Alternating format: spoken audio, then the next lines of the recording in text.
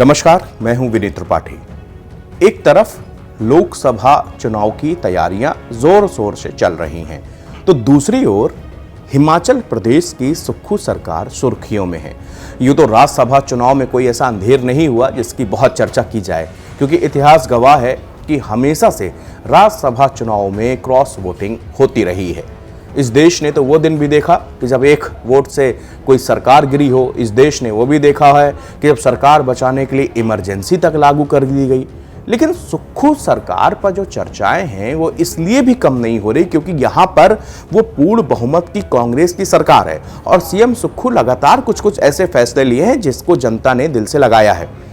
फिर सुक्खू के विधायक क्यों नाराज हैं? भले ही बीजेपी के पैतरे से सुक्खू ने अपनी सरकार तो बचा ली है, मगर संकट के बादल अभी भी शिमला की हसीन वादियों पर मंडरा रहे हैं।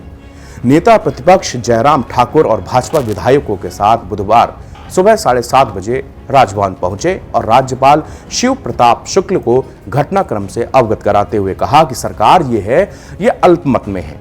इसके बाद खेल शुरू हो गया। जिस तरह कांग्रेस के विधायकों ने क्रॉस वोटिंग की, उसके बाद माना जा रहा था कि बुधवार को बजट पारित नहीं होगा और सरकार गिर जाएगी। लेकिन विपक्ष की अनुपस्थिति में बजट ध्वनिमत से पारित किया गया। इसके बाद विधानसभा अध्यक्ष कुलदीप सिंह पठानिया ने सदन की कार्रवाई एक दिन पहले ही अनिश्चितकाल के लिए स्थगित कर दी।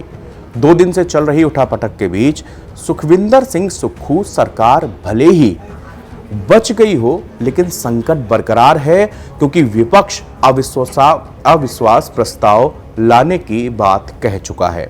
सामने आया है कि कल यानी एक दिन पहले गुरुवार को ही कैबिनेट की बैठक में मौजूद विक्रमादित्य सिंह के करीब 6:30 बजे बैठक छोड़कर चले गए।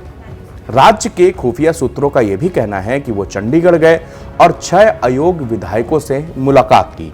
इस खबर के सामने आने के बाद एक बार फिर लगने लगा है कि हिमाचल प्रदेश की कांग्रेस सरकार में सब कुछ ठीक नहीं चल रहा।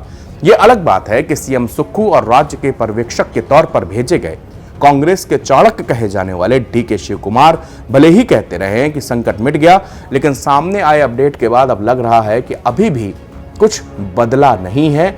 हाँ, मंगलवार की घटना के बाद कांग्रेस बुधवार को कठोर रुख अपनाने की बात कहते हुए कड़े तेवर दिखाती जरूर नजर आई।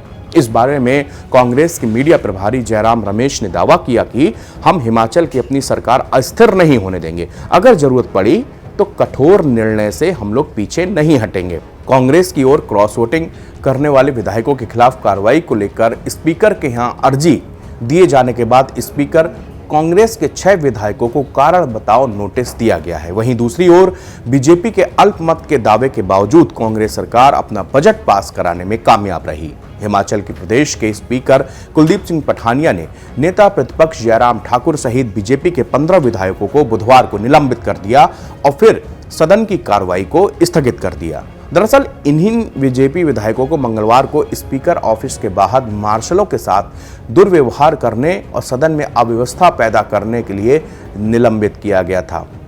फिलहाल तो सीएम सुक्खू सुरक्षित है, लेकिन कहा जा रहा है कि उनके ऊपर लगातार तलवार लटक रही है। कांग्रेस के असंतुष्ट विधायक सीएम सुक्खू की कार्यशैली से नाराज हैं और वो सुक्खू की जगह किसी और नेता को चुनना चाह रहे हैं। उन्होंने मीडिया में कहा कि उन्होंने केंद्रीय नेतृत्व सहित कहीं से भी इस्तीफा देने के लिए नहीं कहा गया है। सुक्खू का कहना था कि हिमाचल की जनता हमारे साथ है, विधायक हमारे साथ हैं, बस इतना कह सकता हूं कि हम 5 साल तक हिमाचल की सरकार चलाएंगे।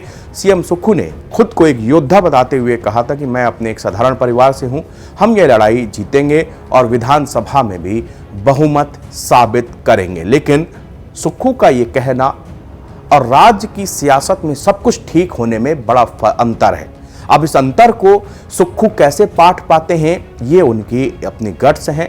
अब क्या चाल चलते हैं? फिलहाल उन्होंने एक चाल चल के अपना जो बजट पास कराए, उससे एक बात तो तय है कि सीएम सुक्खू इतनी आसानी से हार मानने वाले नेता नहीं है।